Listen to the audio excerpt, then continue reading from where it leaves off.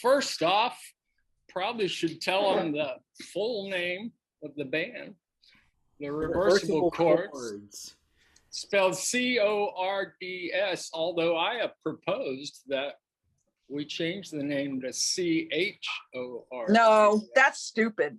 You know why? Because we're already off to a good start. Damn name. Yeah. I made up the damn name, and I'll tell you what it's about. Yeah, good. Reversible Cords was on I was just thinking of a name. It's on an iron. It means that you can iron if you're right-handed or left-handed. And I personally liked it because that was like kind of like at the time it felt like it was an inclusive thing. Remember what we were talking about, that the scene was very inclusive of, you know, gay, straight, this, that, you know, whatever people were. And so I like the idea of reversible chords. So it's like AC/DC.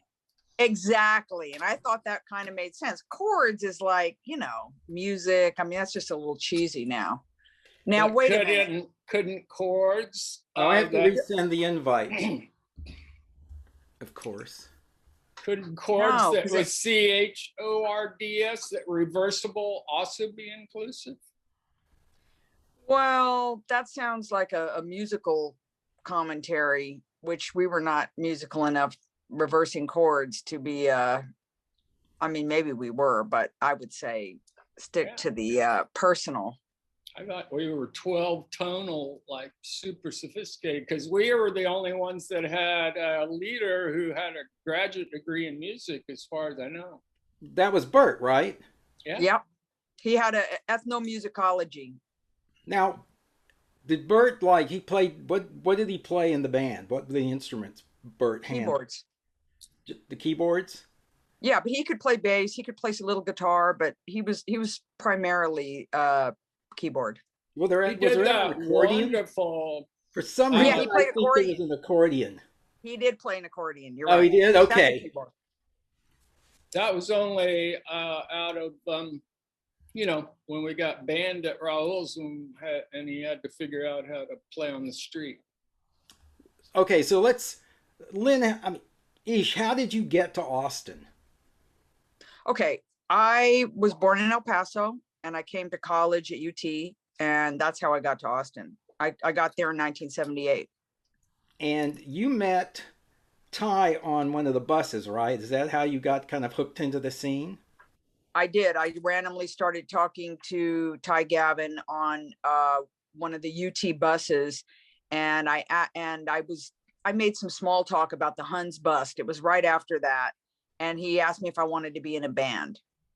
Shortly afterward, he brought me over to the Trinity Street loft, Bert's Trinity Street loft, and I met everybody. And 7 days later, approximately, we performed at Halloween at Rauls, 1978. Was Ty in the band or not?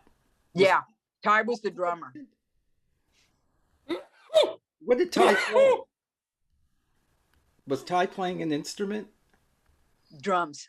Drums. You know what Ty told me in an interview about a year ago? That he actually wasn't invited by y'all to play the drums, that he just got up on stage at Halloween. Is that the way you remember it?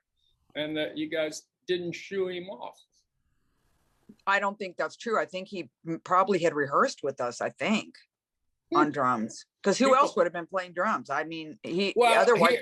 that was his point, was that you guys came on stage without a drummer, so that he you know volunteered. What? He might, you'd have to ask somebody else. I really don't know. I mean, I was like, you know, this was my first time performing. Ty did kind of direct me in terms of guided me a little bit. And what he told me when I was going on stage, he said, don't take the mic off the stand. So it was a really weird direction, because I had so much energy that I held up the mic stand and the mic the whole time. It was off the ground, because I was just, you know. Doug.